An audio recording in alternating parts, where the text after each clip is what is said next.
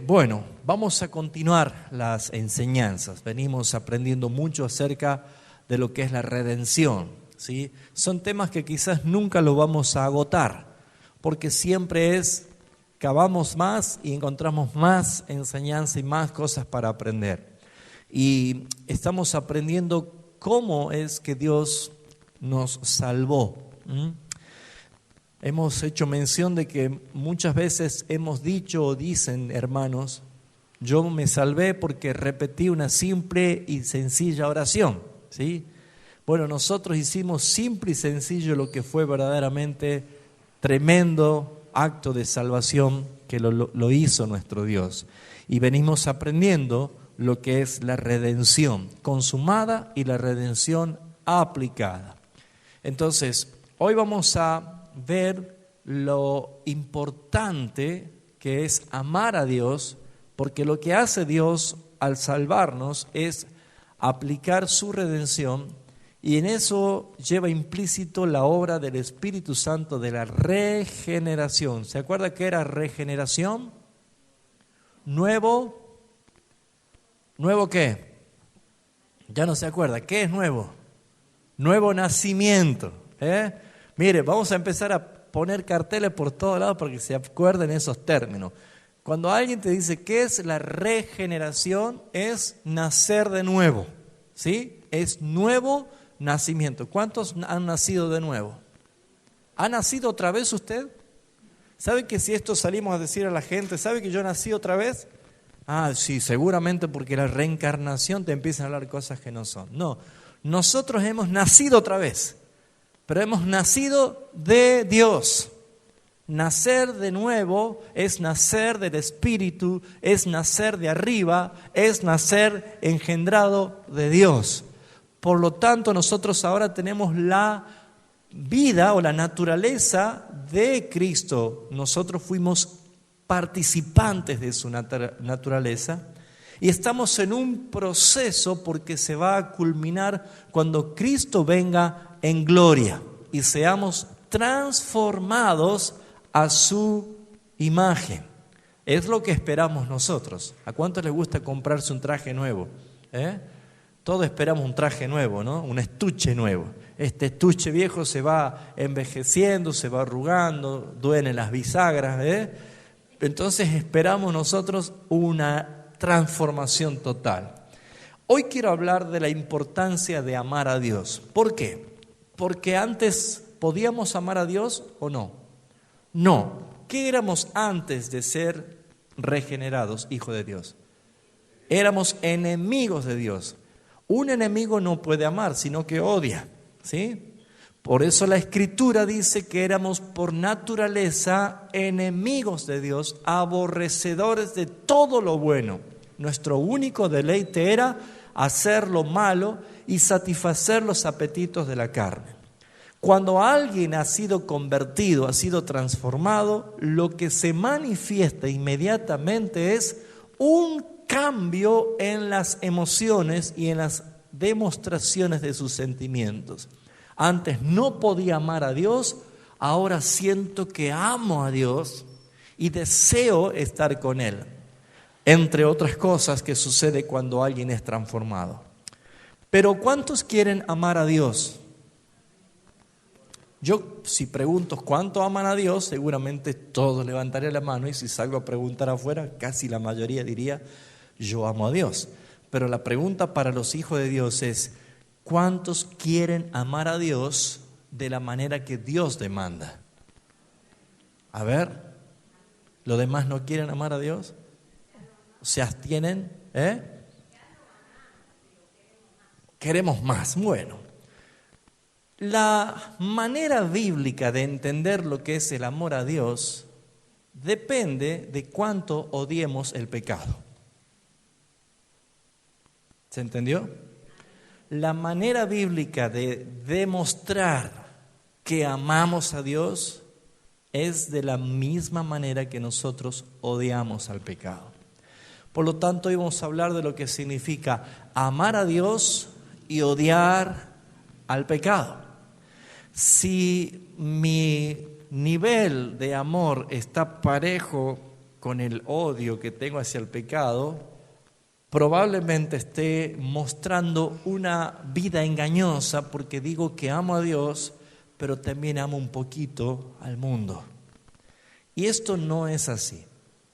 Vamos a ir a Deuteronomio capítulo 6, versículo 5. Deuteronomio capítulo 6,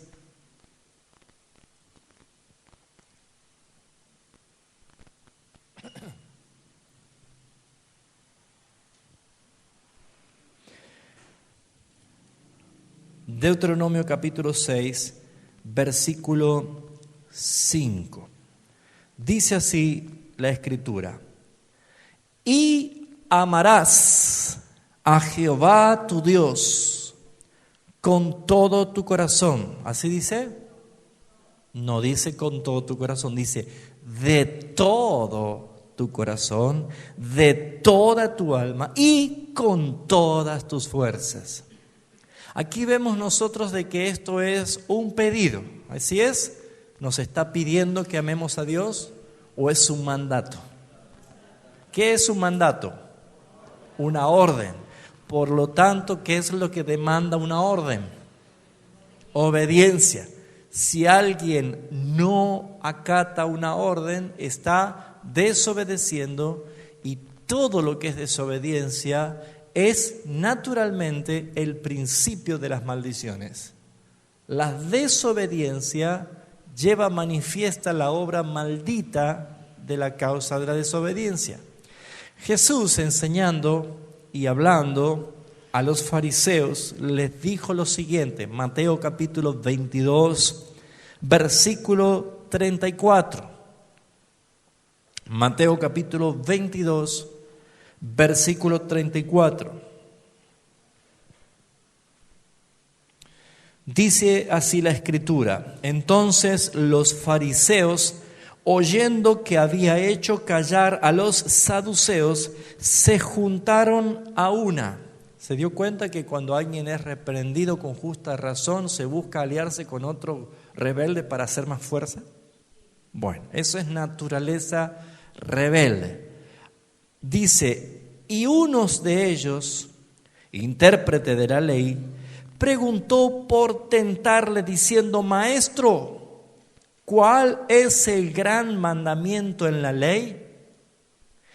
Jesús le dijo: amarás al Señor tu Dios con todo tu corazón, con toda tu alma, con toda tu mente. Este es el primero y grande mandamiento. Y el segundo es semejante: amarás a tu prójimo como a ti mismo. De estos dos mandamientos dependen toda la ley y los profetas. ¿Cuántos mandamientos morales hay? 10 mandamientos morales. Escrito en la tabla de la ley, la tabla de Moisés, 10 mandamientos. Los 4 primeros mandamientos están refiriéndose a nuestra expresión de amor a Dios por sobre todas las cosas. Y desde el mandamiento 6º al 10º es la expresión de amor al prójimo.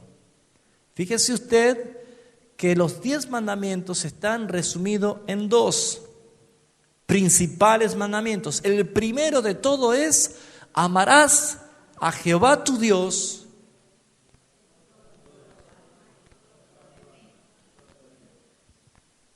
y el segundo es semejante: amarás a tu prójimo como a ti mismo. Para poder entender lo que es la expresión de amor a Dios, estamos viendo de que la expresión de amor es una expresión que lleva implícito la orden legal. ¿Por qué? Porque hubo que poner leyes para que pueda respetarse o detener la infracción moral del hombre. Las leyes sirvieron para evidenciar el problema del hombre, que estaba en pecado. Pero lo que podemos ver nosotros es que Dios quiere que le amemos no por una ley, sino verdaderamente por agradecimiento. Que le amemos por un corazón lleno de amor. Es lo mismo que demanda el Señor en el día de hoy para toda su iglesia. Que le amemos por quién es Él y por lo que Él hizo por nosotros. Ahora bien, dice, con todo tu corazón, con toda tu alma y con todas tus fuerzas. Principalmente podemos entender que el corazón evidencia las emociones y los sentimientos. ¿Es bueno amar a Dios con emociones? Sí. ¿Y con sentimientos? Sí. Pero no emociones y sentimientos desbordados, que no tienen fundamentos. Las emociones y los sentimientos son la evidencia del gobierno del Espíritu en una persona. Ustedes han conocido personas que tienen a flor de piel las emociones, pero son personas que nunca obedecen al Señor. Claro que sí. Porque si las emociones no están bajo el gobierno del Espíritu Santo de Dios, las emociones van a naturalmente salir de un corazón que es como, según la Escritura, engañoso y perverso más que todas las cosas. ¿Puede alguien sentirse engañado emocionalmente, sí o no? Si lo sabremos cuando éramos muchachos, jóvenes y adolescentes. ¿Por qué? Porque la naturaleza lleva a engañarnos por las emociones, inmediatamente sentimientos que no provienen de emociones correctas. Pero la Biblia dice, amarás al Señor tu Dios con todo tu corazón. Está hablando de que una persona que ha sido convertida evidencia emociones y sentimientos ordenados, correctos, aplicados eficaz y correctamente hacia la dirección de Dios. ¿Por qué? Porque si alguien que no tiene a Cristo no puede amar a Dios, ¿dónde está puesto su corazón y sus emociones y su afecto? En las cosas de este mundo. ¿Por qué se cree que Juan escribía en su primera carta diciendo, hijitos, no améis al mundo? Si dijo que no amen al mundo, es porque podemos amar al mundo. Cuando alguien está teniendo un desorden emocional, obviamente va a tener un desorden afectivo. Y una de las cosas que evidencian los atributos de Dios, que nuestro Dios es un Dios celoso, que nos quiere para sí mismo y no está dispuesto a compartirnos con nadie. Y todas las cosas que nosotros vemos es que debemos amar a Dios. Por eso es una orden, un mandato. Ama al Señor tu Dios y empieza mostrándote lo que hay en tu corazón. Profetas decía, hablando de parte de Dios, este pueblo a la verdad de labios me honra, pero su corazón está lejos de mí. Jesús evidenció una realidad diciendo, donde esté tu tesoro, allí estará tu corazón. El rey Salomón, en plena manifestación de sabiduría, escribía en los proverbios diciendo, hijo mío, cuida tu corazón, porque de él mana la vida. Hijo mío, dame tu corazón.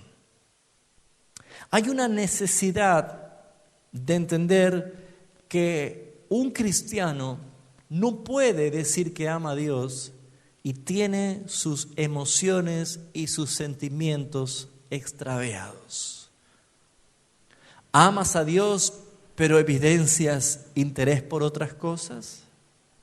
¿Amas a Dios pero solamente ciertos días de la semana, en ciertos horarios amas a Dios y los demás días no? Me pregunto yo, ¿qué pasaría si Dios tuviera que respondernos de acuerdo a los días que nosotros lo buscamos? Si estamos atribulados un lunes, decimos, Señor, te estoy clamando, y decir, perdón, vos estás acostumbrado a darme bolilla a mí los días domingos. Así que vení el domingo y charlamos. ¿Qué pasaría si Dios tendría que respondernos conforme a nuestra manera religiosa de buscar a Dios? Amar a Dios con todo tu corazón significa poner tus emociones y tus sentimientos en orden. Poner prioridad, poner amor. ¿Se han dado cuenta de que el corazón enamorado es un corazón peligroso? ¿Sí o no? Hasta es capaz de casarse, ¿no?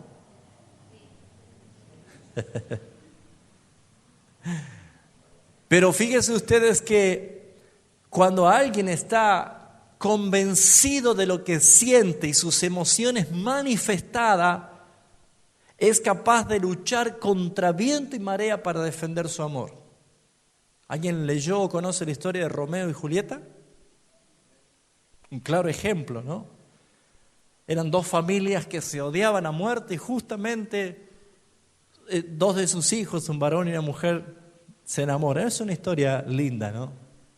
Pero uno puede entender de que no importaba todo lo que tenga en contra, no importaban las adversidades, no importaban las amenazas, lo que sí valía era que tenían seguridad de lo que amaban y el sentimiento que defendían. Dios es mucho más que Romeo. Dios quiere un amor comprometido. Dios quiere un amor que tenga un compromiso hasta el final. ¿Saben por qué, amados hermanos?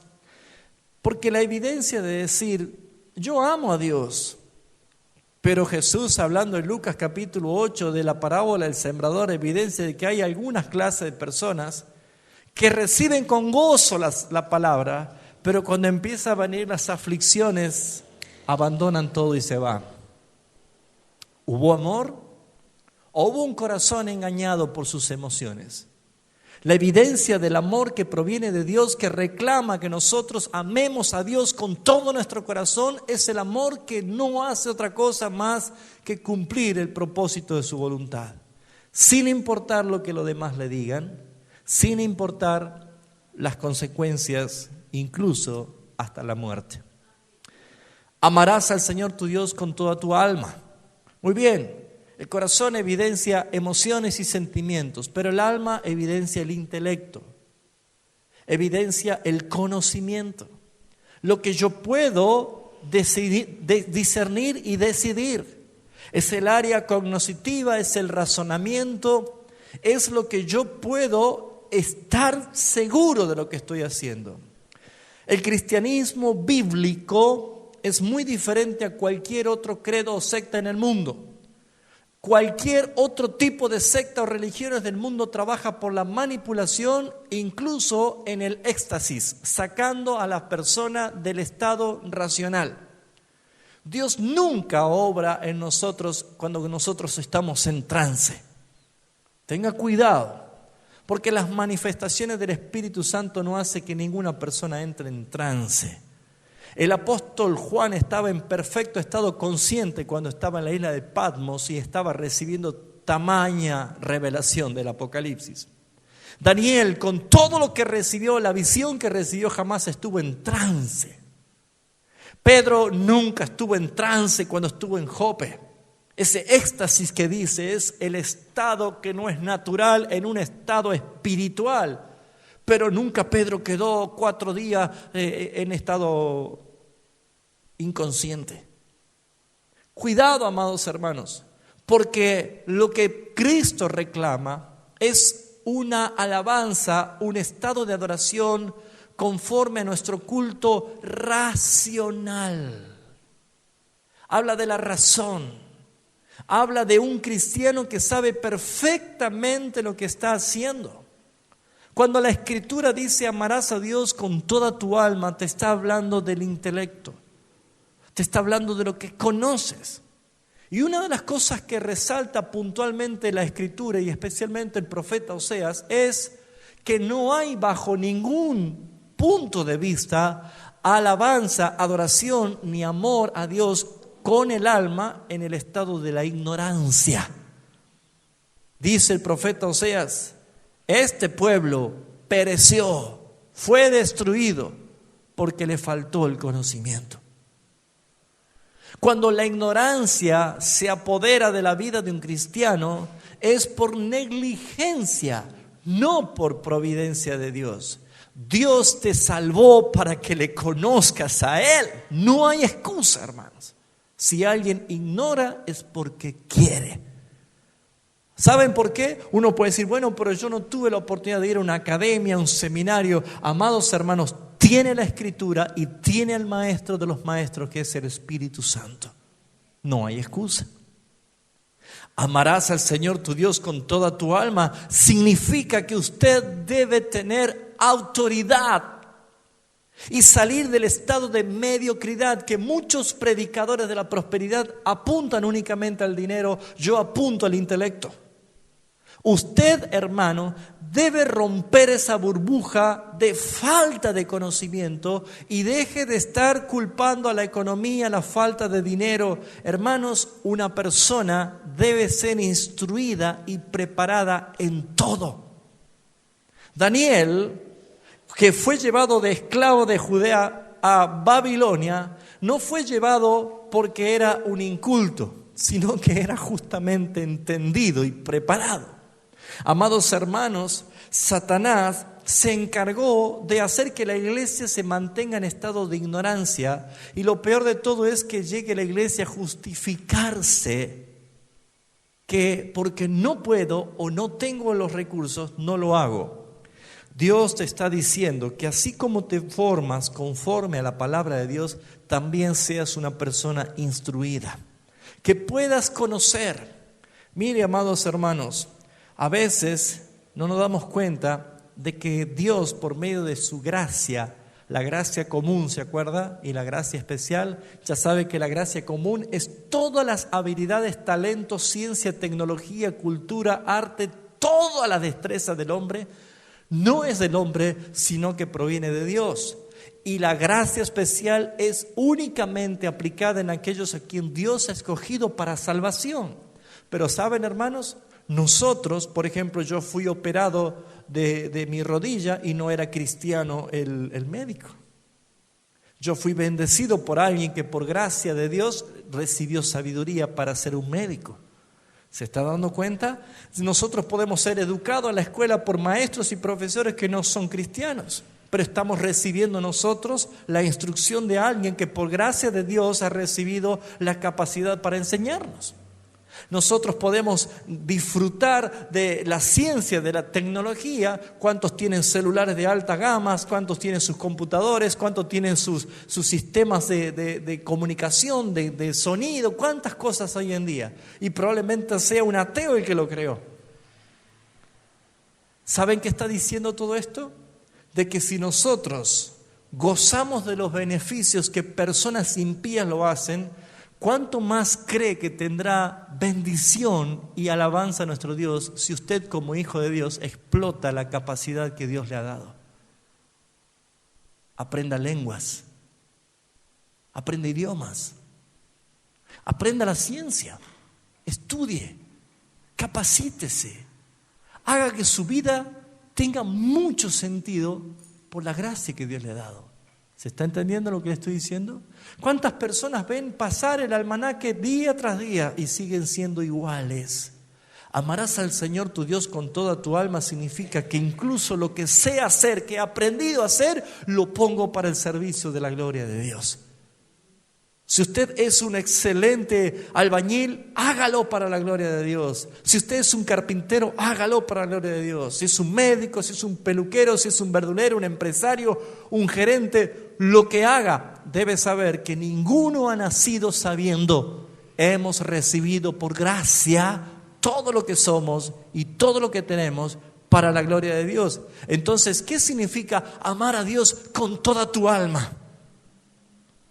¿Se da cuenta, hermanos? Vamos aprendiendo de que no es todo místico. Es importante.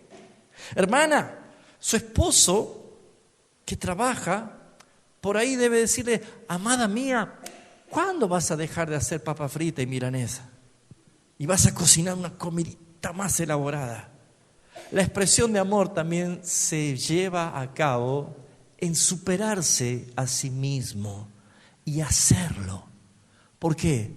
Porque cuando caemos en gracia, ante los ojos de Dios hemos caído primeramente en gracia. ¿Se entiende? Había 5 puntos de algo que se conoce como la tecnología de lo obvio. ¿Se acuerda de eso? Alguna vez lo enseñé. ¿Qué es obvio? ¿Qué es algo obvio?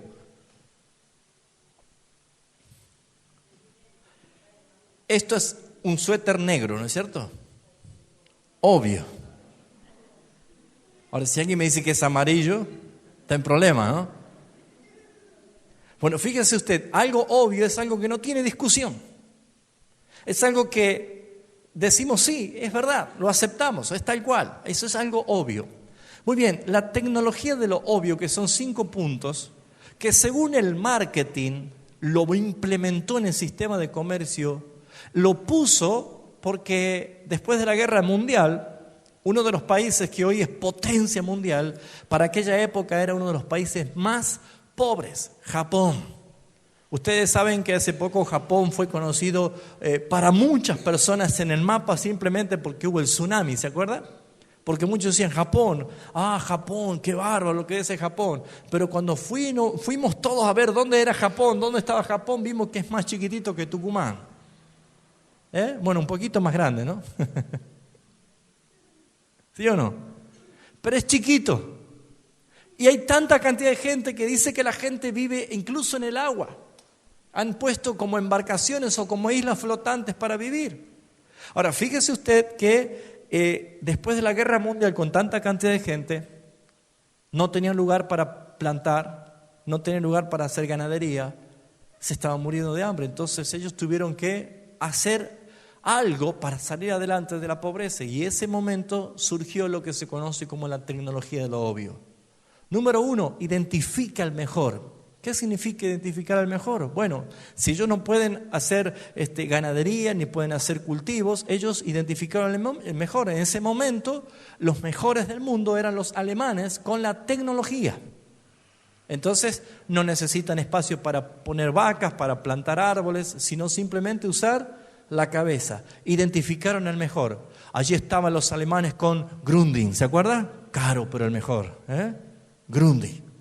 O Telefunken, esos eran los que había en esa época. Ahora, resulta ser de que ellos identificaron el mejor y aplicaron el segundo punto. Y fueron a aprender del mejor, aprendieron del mejor. Ahora, para aprender no hay que ser soberbio, no hay que ser arrogante. Para aprender hay que ser humilde, hay que pagar muchas veces derecho de piso. Ellos aprendieron del mejor. Imagínense, por causa de necesidad, ofreciéndose prácticamente como esclavos voluntarios para poder aprender, eran explotados tremendamente. Y fíjense ustedes de que de los 24 horas del día, prácticamente trabajaban casi 18 a 20 horas. Pero identificaron al mejor y luego aprendieron del mejor. Inmediatamente pasaron al tercer punto, que esto significa es imita al mejor. ¿Qué hicieron ellos? Se iban a su casa y trataban a ver si a ellos les salía lo mismo que habían aprendido y lo que estaban haciendo. Comenzaron a imitar lo mejor. Cuando ellos vieron que les salía tan bien, que lo podían hacer tan bien, inmediatamente pasaron al cuarto punto, que es iguala al mejor. Aquí estaba Telefunken y pronto salió Sanyo. Y estaba Telefunken y salió Hitachi. Y usted va a ver que en el mercado ahora empezaba a tener competencia. Muy bien, identificaron el mejor, aprendieron del mejor, imitaron al mejor, igualaron al mejor. ¿Y cuál será el quinto punto? Supera al mejor. Y usted va a comprar un sachet de leche y dice Made in Japan. Todo es Japón. ¿Por qué? Lo lograron. Ahora, el marketing toma a ellos como un modelo. Pero, amados hermanos, la Biblia nos muestra al máximo ejemplo de la tecnología de lo obvio. Jesús, el hombre perfecto, el hombre de Dios, vino a este mundo y ¿qué empezó a hacer? Discípulos. ¿Cuál era el propósito? De que miren al mejor, Cristo. ¿Qué hacía Cristo? Les enseñaba, aprendían del mejor. ¿Qué hizo luego Cristo? Los enviaba a los 70, de 2 en 2, los enviaba. ¿Para qué? Para que imiten al mejor. Amén. ¡Wow! Pero Jesús llega un momento y dice, muchachos, yo me voy, siguen ustedes. ¿Qué hacen ellos? Deben ahora salir a hacer lo que hacía Jesús. Y uno dirá, bueno, pero convengamos de que no podemos ser mejor que Él. Jesús dijo, las obras que yo hago,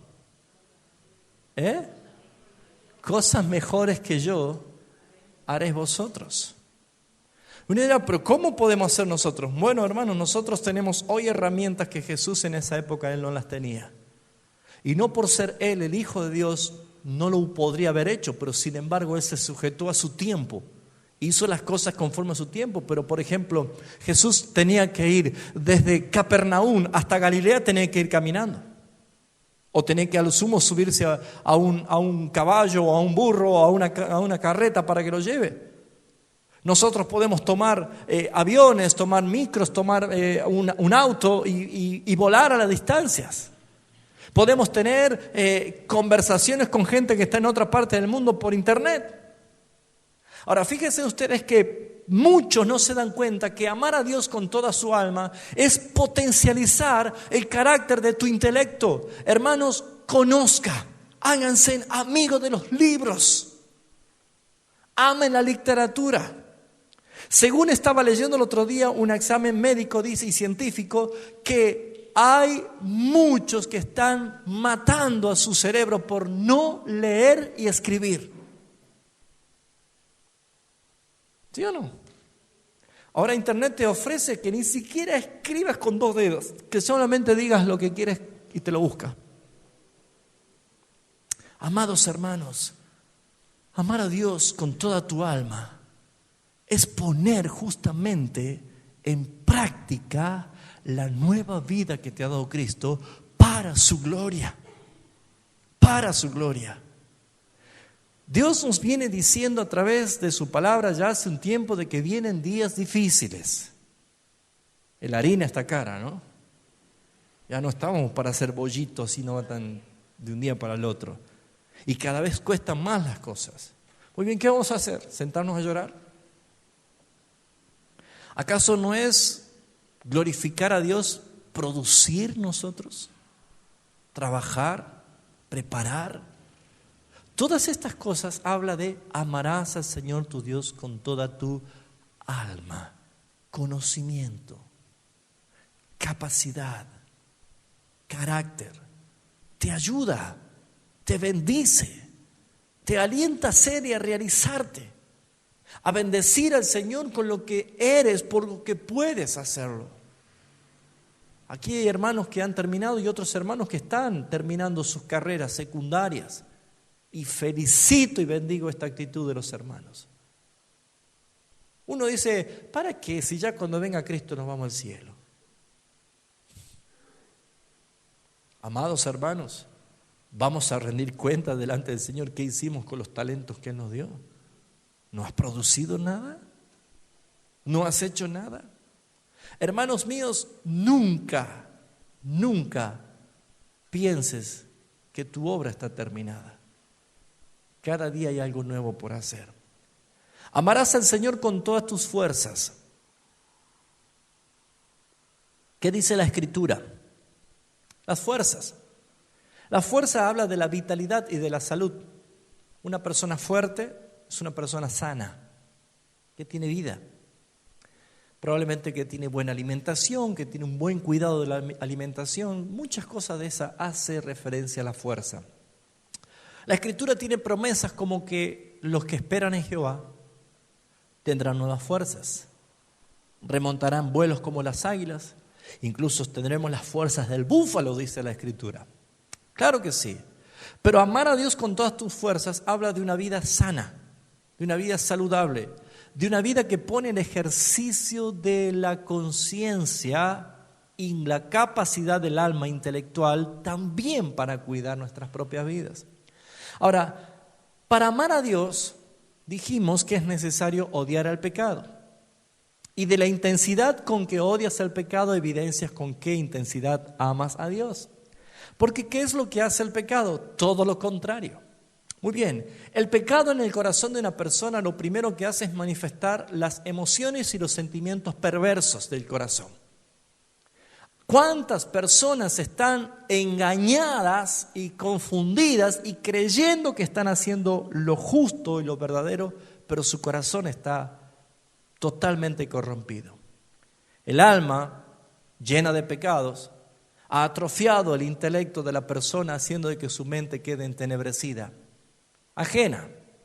Amados hermanos, ¿cuántas personas han renunciado a la capacidad de crecer, de aprender, de desarrollarse, simplemente porque han entendido mal el Evangelio? Usted y yo, hermanos, hemos sido llamados a ser diferentes. Tenemos la mente de Cristo, por lo tanto debemos ser diferentes. Y tenemos al modelo más grande, que es Jesucristo, para aprender de Él, imitarle a Él y hacer lo que Él hacía, porque ese fue el propósito por que Él nos envió en su nombre. Cuando alguien permite que el pecado se manifieste, las fuerzas se terminan. La debilidad se apodera de una persona, y una persona débil es vulnerable. Es como una persona que no tiene defensas en su cuerpo, en su organismo, y es vulnerable a cualquier enfermedad.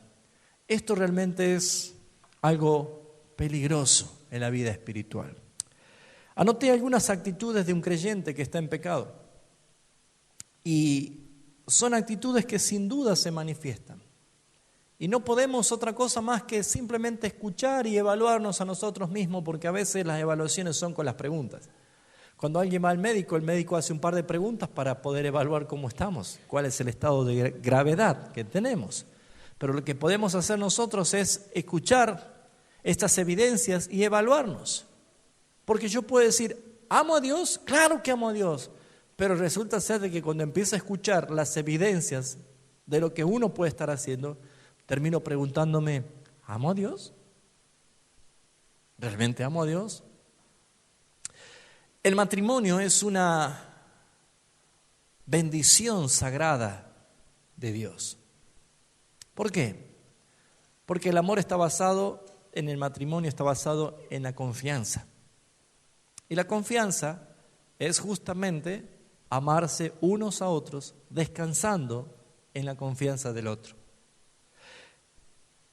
Las actitudes que uno puede tener hacia Dios es cuando alguien, como hijo de Dios, ha empezado a perder o a enfriar el amor al Señor, y obviamente se manifiestan. Por ejemplo, número 1, no ama a Dios, pero ama al mundo. Si bien es cierto, la Biblia identifica los que no son hijos de Dios, pero no podemos etiquetar a todos que no son hijos de Dios por amar al mundo, simplemente porque hay hijos de Dios que aman al mundo porque su amor hacia el Padre está enfriado. Usted escuchó y leyó esa carta que Jesús escribe a la iglesia de Éfeso y le dice, tengo algo contra ti, has dejado tu primer amor. Ese enfriamiento, esa apatía hace de que una persona ponga en prioridad las cosas del mundo. ¿Amo más al mundo que a Dios? Otra vez, ¿cuántas personas únicamente dicen, me acuerdo de Dios porque hoy es miércoles? Ah, hoy es miércoles, tengo que ir a la iglesia. Ese es el día de Dios. Pero también el domingo es el día de Dios. ¿Y los otros días? Si yo evalúo y examino que solamente 2 días, ciertos horarios de ese día, yo lo dedico simplemente para cumplir un acto religioso, me pregunto yo, ¿amo a Dios? Número 2, el creyente que está en pecado no reconoce su error, sino que culpa a otro. ¿Vio que esto es así? Adán, ¿qué hiciste? A mí no me preguntes. La mujer que tú me diste. ¿A quién estaban culpando? A Dios, no a la mujer. Tú me diste la mujer. Yo no te la pedí. La mujer que tú me diste. Estaba enojado con Dios. Una persona que está en pecado no reconoce su error, sino que culpa a otro. Número 3, un creyente que está en pecado actúa con gran hipocresía y sin vergüenza. Es fácil actuar con hipocresía. Es fácil mostrarnos ante los demás. Claro que sí, Jesús lo ve, Jesús lo sabe. Pero la hipocresía es el actor más convincente de la película. Un mal actor es aquel que se nota que está todo guionado. Pero un buen actor es aquel que se mete en el papel y lo vive como si fuera real. Bueno, yo creo que si los directores de película visitarían un poco las iglesias evangélicas, qué películas que haríamos, ¿no? Porque hay muchos actores y lloran y se sienten y se conmueven y se clavan de rodillas y oran y hacen tantas cosas. Pero saben, hermanos, los directores no ven lo que Dios ve. Dios ve el corazón. Dios ve el corazón.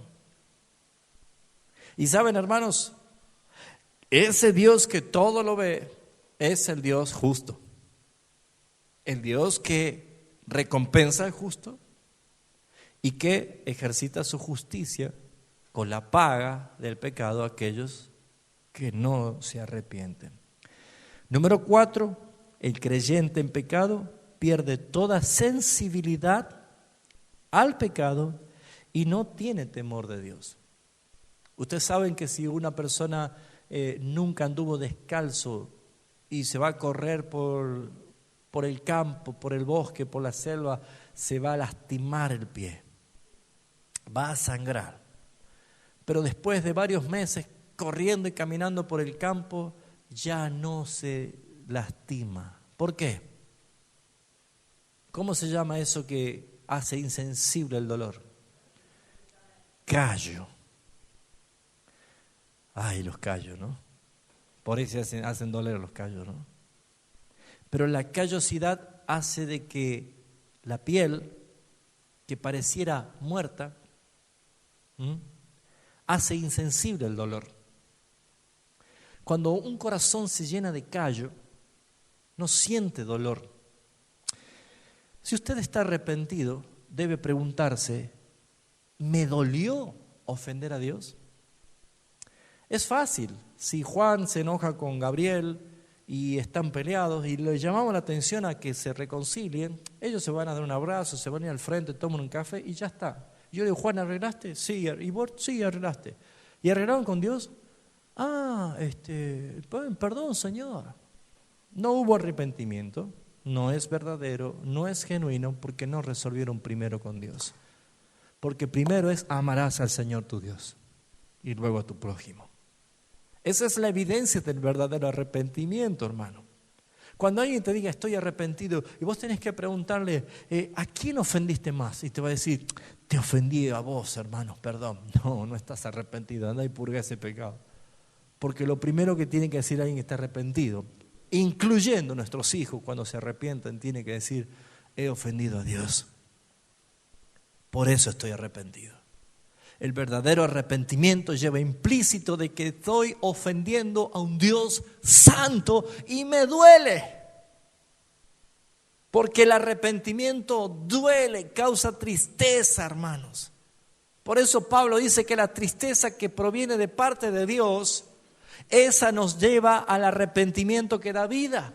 Y de ese arrepentimiento, de esa tristeza no hay que arrepentirse. ¿Por qué? Porque era buena, necesitábamos pasar por ese momento de tristeza. Pero la tristeza que viene de parte del mundo, esa nos lleva a la muerte.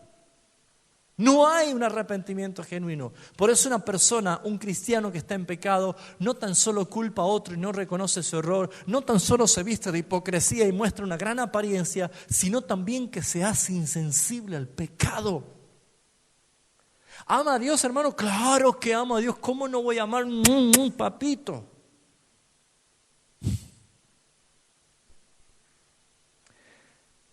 Ama a Dios de la misma manera que odias al pecado. Ama a Dios de la misma manera que odias al pecado. Si odias al pecado poquito, es porque amas a Dios poquito. Si odias al pecado mucho, es porque amas a Dios mucho. Si amas al pecado, es porque no amas a Dios. ¿Te cerró la ecuación? No hay otra cosa.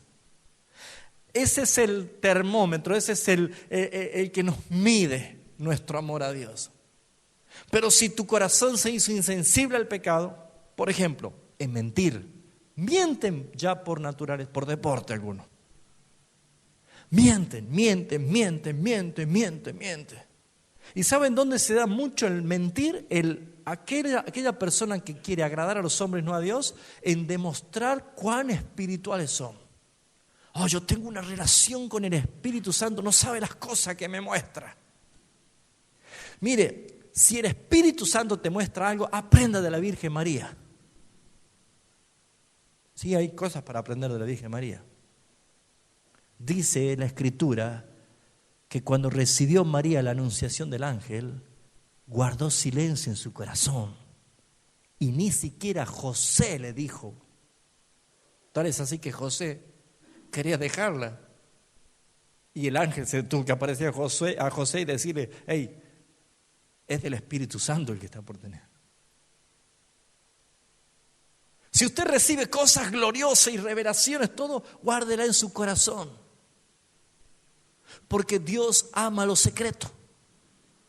Y si tiene que confesar o decirlo, busque la persona idónea con responsabilidad espiritual, que tenga temor suficiente a Dios para escuchar, temer y sin aventurarse a decir las cosas que uno quiere decir.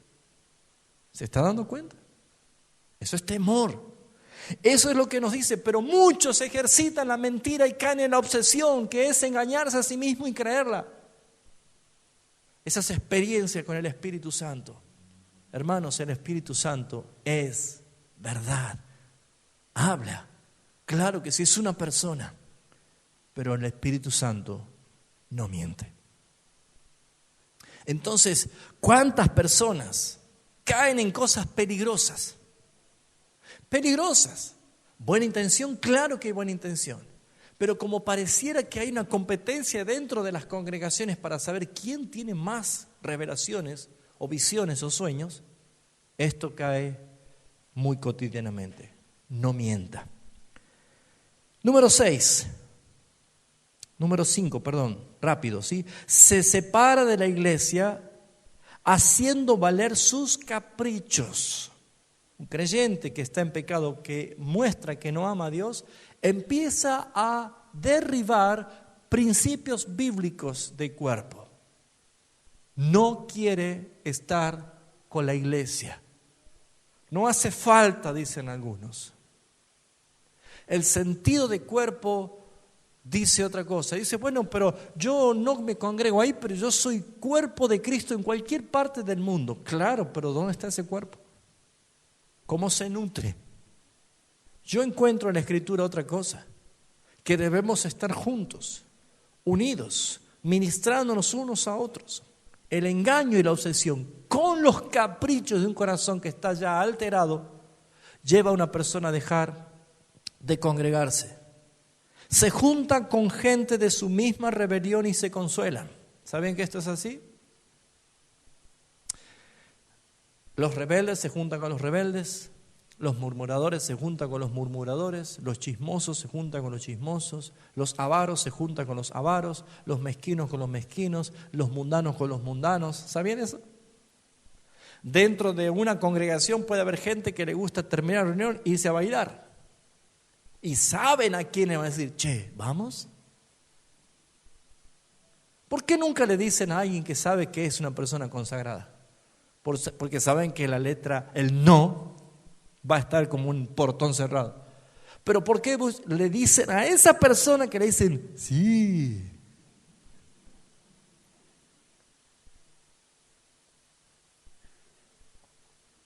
¿Cuántos entienden? Me aparto de esto para dar un ejemplo totalmente mundano y pecador, para que entiendan que esto es así, es como un principio.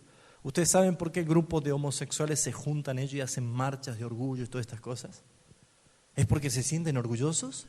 No, es porque sus conciencias los acusa y necesitan callar la voz de su conciencia, consolándose y diciendo que estamos bien. Porque ustedes creen que para ellos es un orgullo. No. La Escritura dice que la ley de Dios está escrita en la mente de todos los seres humanos, en sus conciencias, defendiéndoles o acusándoles. Y punto. A lo mejor no es ni cristiano, no tiene ninguna relación con la iglesia ni con Dios, pero Dios les puso la ley para que su conciencia los acuse o los defienda. Por esa razón, un cristiano que está en rebeldía, que está en pecado, va a buscar hacer sus grupos con gente de su propia rebelión. Por eso se han roto amistades, ¿sabían? ¿Nunca te han sacado de un círculo? ¿Así? ¿Te sacaron? Hey, ¿pero qué hice yo? Ya no sos cabra, sos oveja. Fuera. Ese tipo de cosas suceden. Otro punto, ¿estamos bien? Sí, estamos bien. Otro punto, fíjense, se vuelven obsesionados y creen su propia mentira. Esto es un estado peligroso, ¿sabían, hermanos, que es así? Se creen su propia mentira.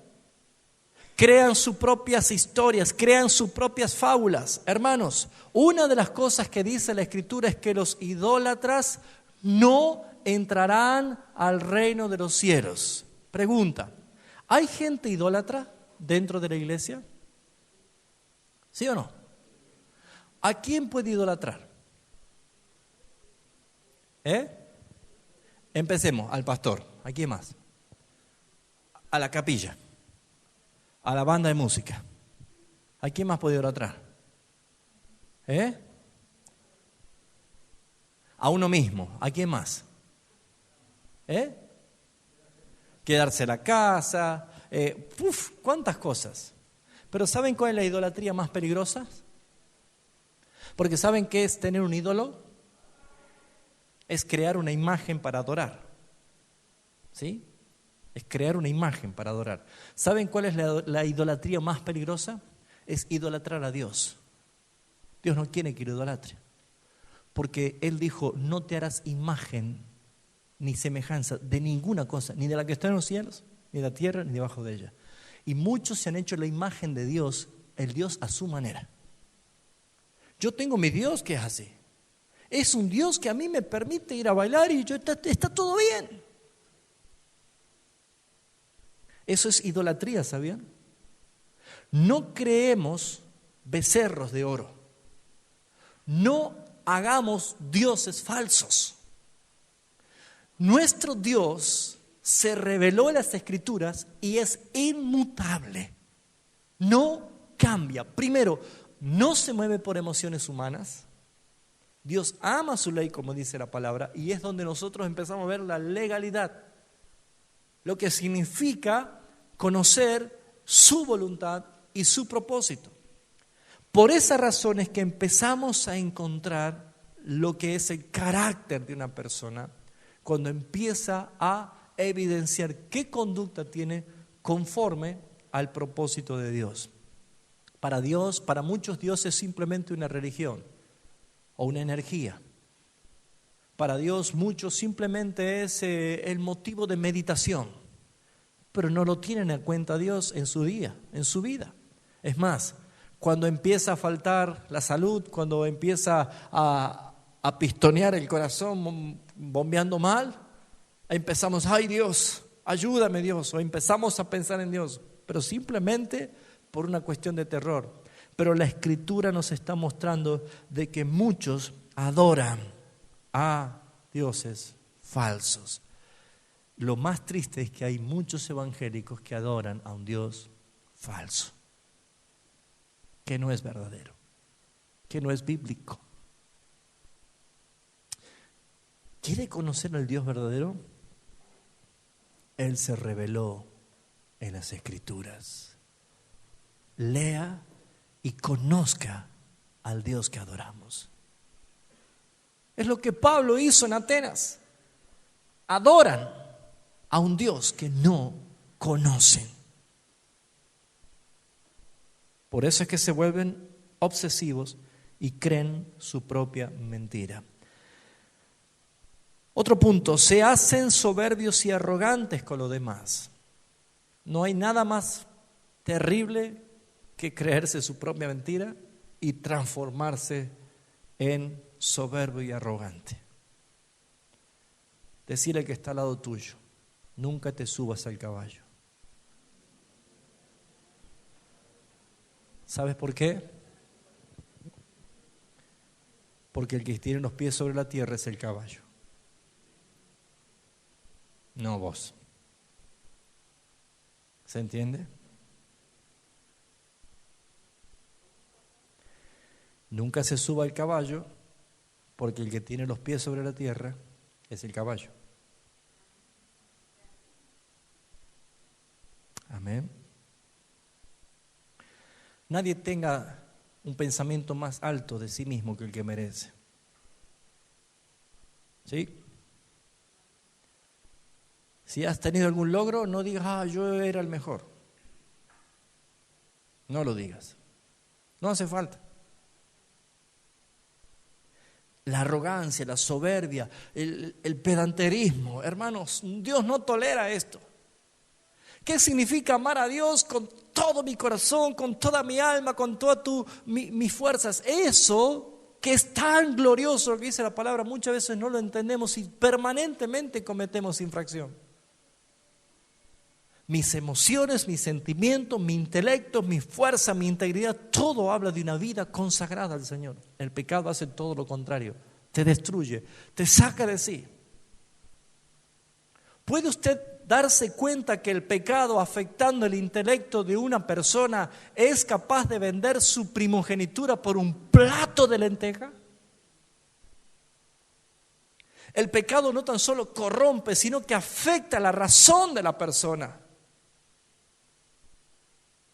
El hombre más fuerte del mundo, coqueteando con una mujer, terminó confesando el secreto. Un hijo que pidió toda la herencia, malgastó viviendo perdidamente. Eso no entra en la razón. Hacen cosas que no tienen sentido. En otras palabras, dice la Escritura que el hijo pródigo, cuando estaba a punto de comer las algarrobas de los cerdos, dice la Escritura, que volvió en sí. Por lo tanto, el pecado sí te hace estar en un estado irracional. Nabucodonosor tuvo que estar muchos años como una bestia comiendo pasto en el campo porque había quedado loco por causa de su soberbia. Dios se lo había advertido y cayó hasta que su razón fue devuelta y comprendió que Dios puede humillar a cualquier soberbio. Eso dice la Escritura. Así que, hermanos, no nos conviene coquetear con las tentaciones porque el pecado jamás te deja la misma estación, siempre te deja varios kilómetros atrás. Recuerda, por tanto, de dónde has caído, dice Apocalipsis 2:5. Gracias. Y arrepiéntete y comienza de nuevo. Comienza de nuevo. Yo me acuerdo cuando éramos pibes, chicos en el barrio, con mi hermano y varios amigos, probablemente alguno de ustedes jugaba, comprábamos unos autitos de plástico, le cavábamos la panza, le poníamos masilla, ¿sí? ¿Jugaban alguno de eso o no? Lo hacíamos pesadito, ¿no? ¿Vos, Pepe, jugabas? Campeones, ¿no? Bueno, no había videojuego en esa época, ¿sí? Y en el cordón de la calle jugábamos a las carreras, ¿sí? Y lo tirábamos. Y si se caía el auto, tenías que volver de donde habías quedado. O sea que había que tener puntería, mandarlo al autito por el cordón hasta llegar, ¿no? Es una carrera muy interesante, les recomiendo si nunca lo jugó. Pero esto pareciera que es así. Has pecado, has caído, arrepiéntete. Pero no digas, permiso, estoy en carrera. No, empiece de nuevo. ¿Usted jugó el juego de la oca alguna vez? Qué terrible era caer en el casillero que dice, vuelve al lugar de partida. Terrible, ¿no? Y por lo general, siempre ese casillero estaba cerca de la meta. Qué bendición volver al punto de partida. A nadie le gusta perder. Pero el pecado nunca te deja en la posición y en el estado que estabas, hermano. El pecado siempre te deja consecuencias hasta que venga Cristo y seas transformado. ¿Por qué te crees que el Señor te dice, ámame, te dice el Señor, con todo tu corazón, con toda tu alma y con todas tus fuerzas? Es porque esa es la mejor manera de ser purificado, es sentirnos libres. ¿Cuántas personas adoran becerros? ¿Cuántas personas no temen en hablar y en murmurar de las autoridades impuestas por Dios? ¿Cuántas personas se vuelven totalmente avaros, mezquinos con Dios? ¿Cuántas personas abandonaron la relación espiritual de adorar, orar y leer las Escrituras? Una vida así te está mostrando de que cuando te pregunten, ¿ama usted a Dios? No digas, sí. Por lo menos medite. Porque quiero que te lleves esta frase. Ama a Dios de la misma manera con que odias al pecado. No se puede amar a dos dioses. No se puede dividir el amor. A mi esposa no le gustaría que yo le diga, te amo, pero yo estoy coqueteando con otras. Eso no es así. A los ojos de Dios se llama adulterio. Y sepa, hermano, que el adulterio espiritual también existe. Y lo dice la Escritura. Vamos cerrando la enseñanza esta noche. ¿Cómo entonces es amar a Dios? ¿Cómo? Quiero amar a Dios. Sé que debo odiar al pecado, pero ¿cómo lo hago? Vamos a ver un capítulo que creo que por excelencia en la Escritura se llama el capítulo del arrepentimiento, el Salmo 51.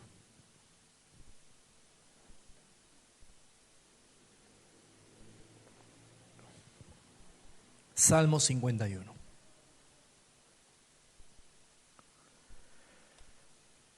Bueno, el domingo, si Dios quiere, voy a hablar un poquito acerca del pecado de David. Es una enseñanza magnífica, extraída de una predicación del doctor Martin Lloyd-Jones, un gran maestro, un teólogo, que me ministró mucho. Y quiero compartirla el domingo si Dios así lo quiere. Pero vamos a conocer el corazón arrepentido de David. ¿Sí? Este salmo lo escribe David después de ¿qué?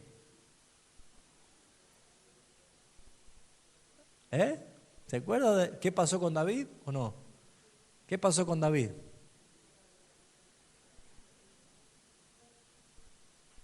Claro que pecó. ¿Se acuerda? Mire, primero vamos a bajarlo a David del podio de los santos inmaculados, ¿sí?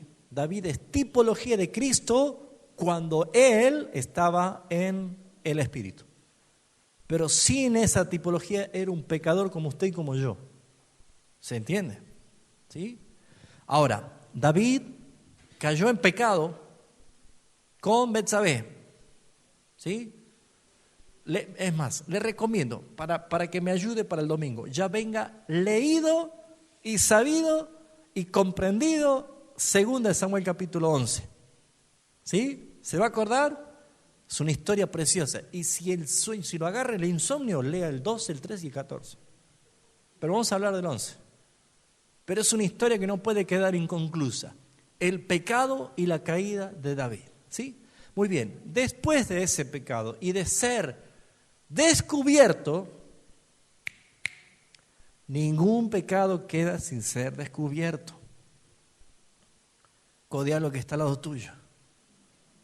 Ningún pecado queda sin ser descubierto. Escuche, o se descubre en esta vida o en la venidera. ¿Y saben quién es el que se encarga de sacar toda la luz? Dios. Así que mejor es arreglar aquí las cuentas. Amén. Salmo 51, terminamos con algunos principios de lo que es cómo amar a Dios. Ten piedad de mí, oh Dios, conforme a tu misericordia, conforme a la multitud de tus piedades. Borra mis rebeliones, lávame más y más de mi maldad y límpiame de mi pecado. ¿Por qué? Yo reconozco mis rebeliones y mi pecado está siempre delante de mí. ¿Qué es lo primero que podemos encontrar aquí como principio para decir, yo quiero amar a Dios? ¿Qué debo hacer? ¿Qué diría usted si alguien te pregunta así? Fuerte. Antes de borrar rebeliones. Antes de reconocer. Antes de arrepentirse. Pero, muy bien, tropiece con el primer escalón. Ten piedad de mí, Señor. ¿Qué es eso? Yo me imagino que así le habrá dicho el rival de Rocky Balboa, ¿no? Tanto pegarle. ¿Cuándo alguien pide piedad?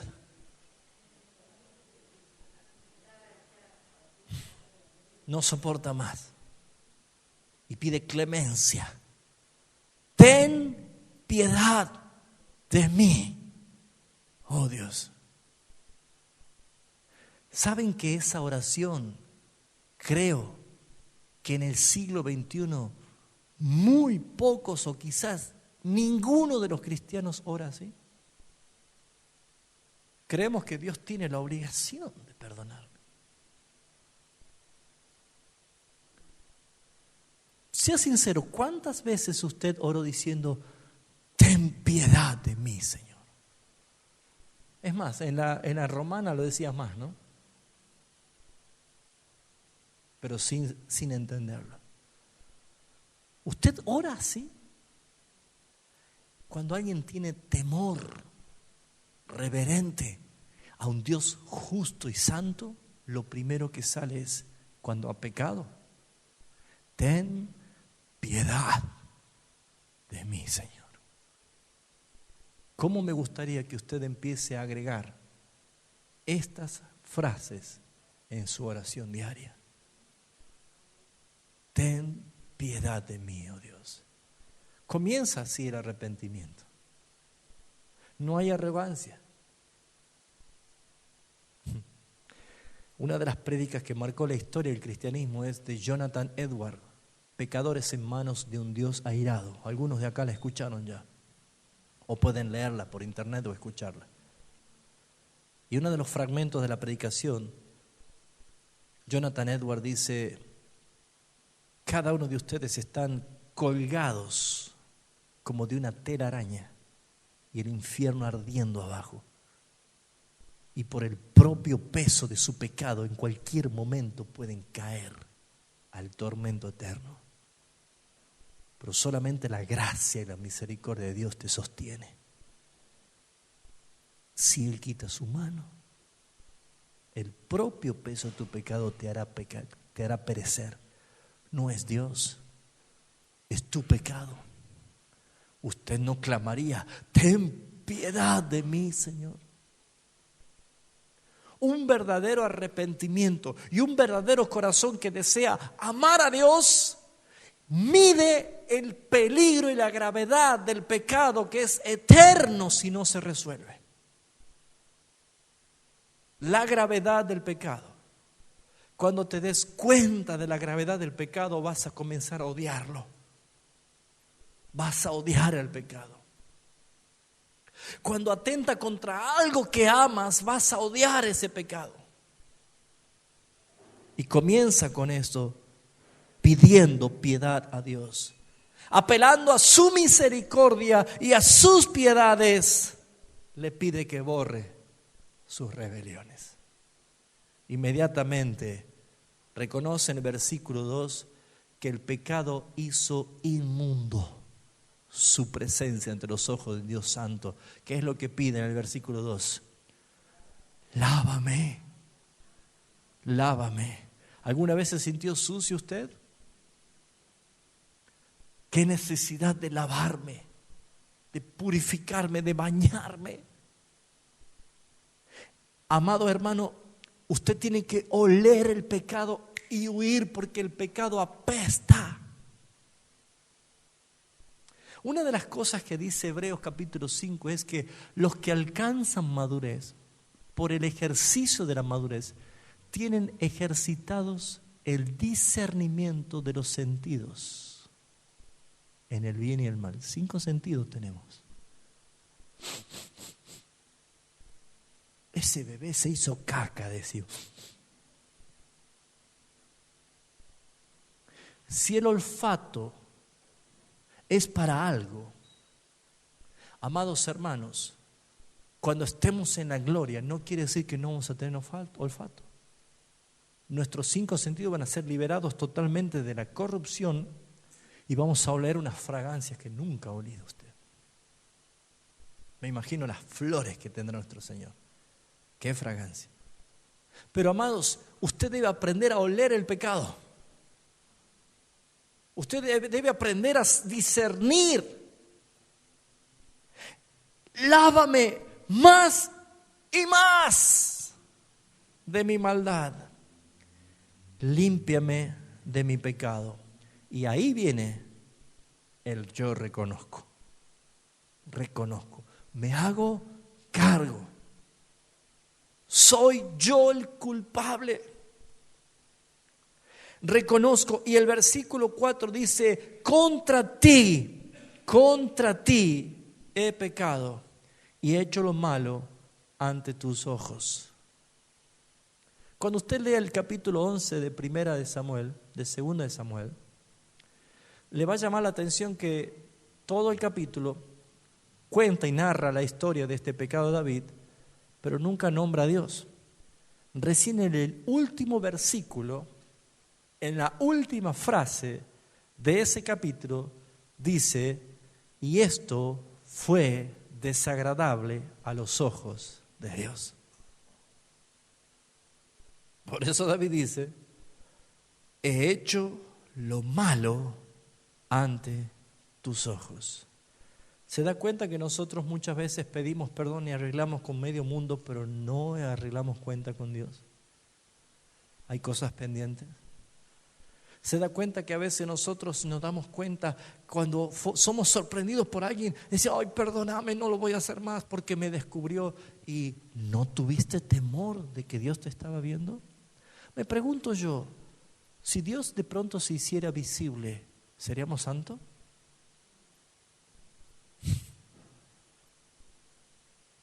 Santiago dice, no sirváis al ojo, ¿no? Porque me mira, me porto bien. Porque si Dios se hiciera visible, no tendríamos la fe. ¿Para qué sería necesaria la fe? Pero si Dios se hiciera visible, entonces nos portaríamos bien. Amados hermanos, Dios es invisible, pero no quiere decir que sea ciego. Él lo ve, Él está y estás ofendiendo. Por eso te está diciendo, cuando por más que te metas a los profundos del mar, allí estaré yo, y si vas a lo más alto de las montañas, yo estaré allí. Salmo 139. No puedo huir de tu presencia.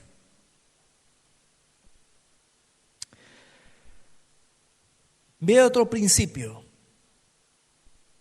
Reconoce su inhabilidad total de hacer lo bueno y su depravación total. En el versículo 5 dice, he aquí, en maldad he sido formado. Él está diciendo, he nacido pecador, Señor. He nacido pecador. En pecado me concibió mi madre. He aquí que tú amas la verdad de lo íntimo, que estaba reclamando Dios de David, intimidad, y que haya verdad. ¿Cómo es tu intimidad con Dios?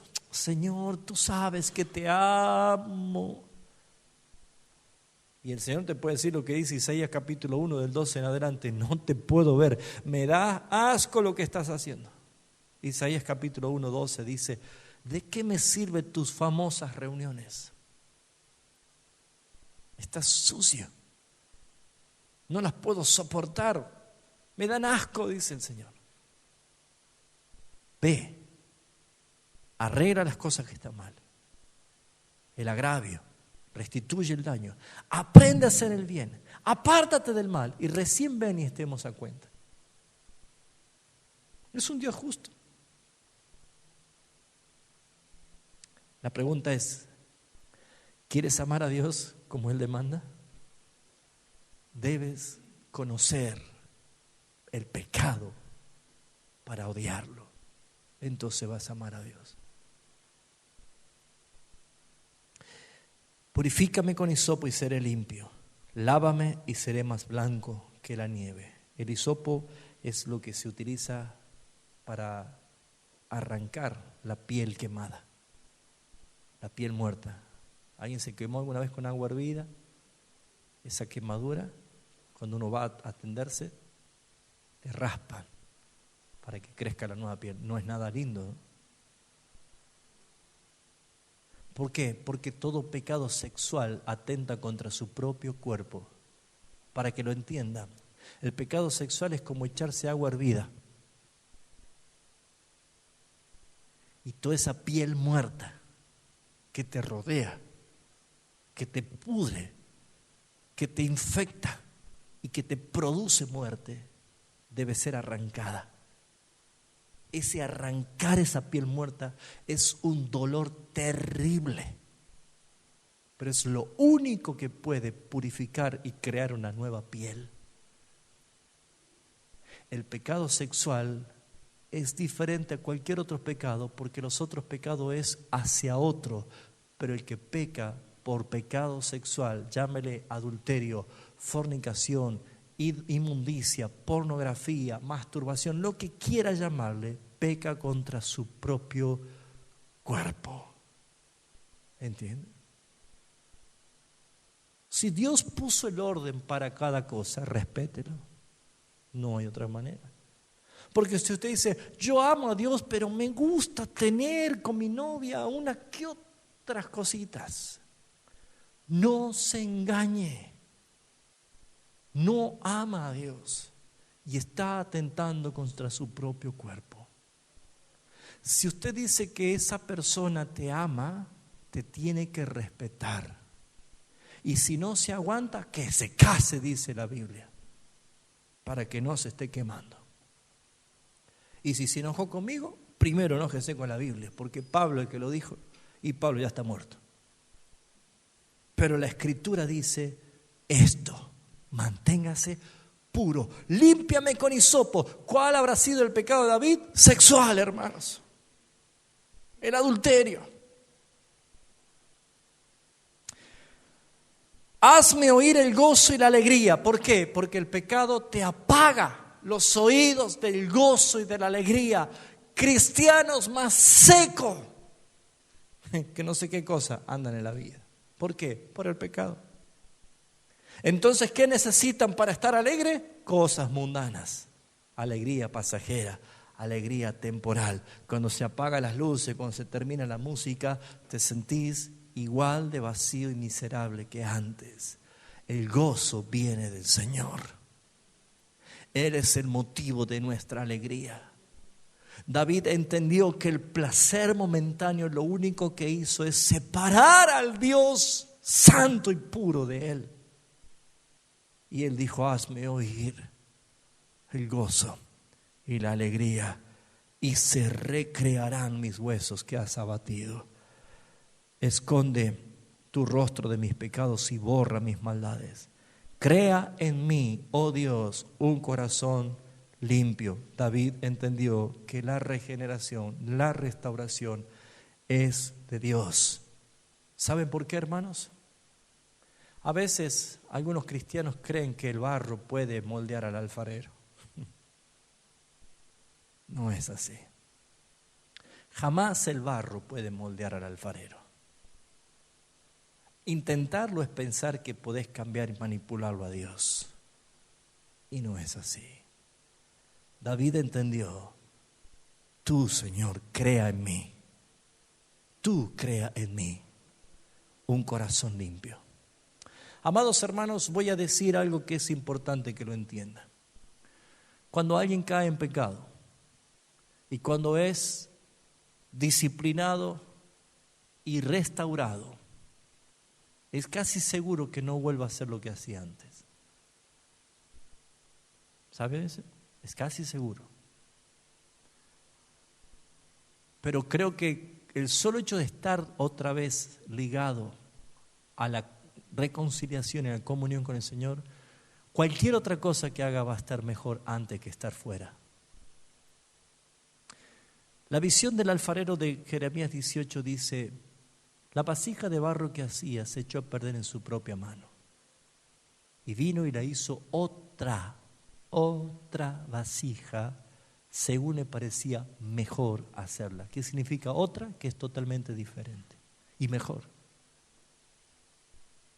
Porque el pecado deja sus secuelas, hermanos. ¿Usted se hizo un tatuaje antes? Y ahora dice: ¿cómo hago para borrármelo? Espere, hermano, que venga Cristo. Pero hay tatuajes del alma, hay marcas en el alma, hay heridas que quedan, hay cosas que quedan, secuelas del pecado. Claro que sí. Moisés no pudo entrar a la tierra prometida. Sansón murió de una forma vergonzosa. Saúl fue desechado, terminó quitándose la vida. El pecado nunca te deja en la misma parada. Nunca. Por eso es que debes ser fuerte en la tentación. Debes ser fuerte. Haz esto, Señor, en mí. Terminamos. Dice la Escritura, el versículo 13, ¿qué hace una persona cuando vuelve a la comunión y a la reconciliación? Dice: entonces enseñaré a los transgresores tus caminos y los pecadores se convertirán a ti. El propósito de amar a Dios es que Dios utilice tu dolor y lo transforme en una herramienta de bendición para salvar y bendecir a otros. Amén. Ame a Dios con la misma intensidad que odia su pecado. Si usted no puede odiar su pecado, no se engañe. La Biblia dice: el que ama al mundo, el amor del Padre no está en él. Cierra tus ojos, vamos a orar.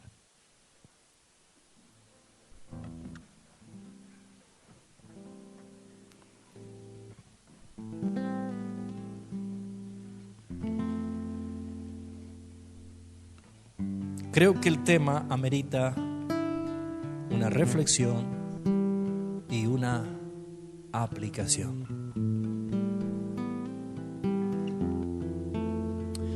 Yo sé que todos necesitamos meditar y aplicar esto. Pero hermanos, no predicamos para rellenar un momento de culto. No predicamos simplemente porque hay que hacerlo. Es necesario porque la palabra de Dios nos limpia y nos santifica por la verdad. Yo quiero invitarte, hermano y hermana, esta noche, que si el Espíritu Santo imprimió esta pregunta en tu alma: ¿amas a Dios con todo tu corazón, con toda tu alma y todas tus fuerzas? ¿Amas realmente a Dios? No puede haber un sí no o un no sí. O es sí o es no. Y sabes, Dios ama la verdad en lo íntimo. Ahora estás en intimidad, vos y Dios, porque no me lo vas a decir a mí, ni le vas a decir al que está al lado tuyo. Es como que el Espíritu Santo hace esta pregunta, me la hace a mí y te la hace a ti y a ti. Y le tienes que responder con verdad, con sinceridad. Puedes decirle, Señor, por la evidencia de tu palabra, me he dado cuenta que no te amo, Señor, como debería amarte. ¿Qué es lo primero que dirías si el Espíritu te trae convicción que esto es así? Debes comenzar diciendo, ten piedad de mí, Señor, que soy un pecador. Borra mis rebeliones conforme a tu misericordia y a la multitud de tus piedades. Lávame, Señor. Lávame más y más de mi maldad.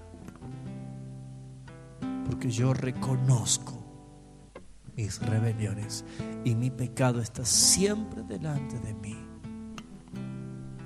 Contra ti, Señor, contra ti he pecado y he hecho lo malo ante tus ojos.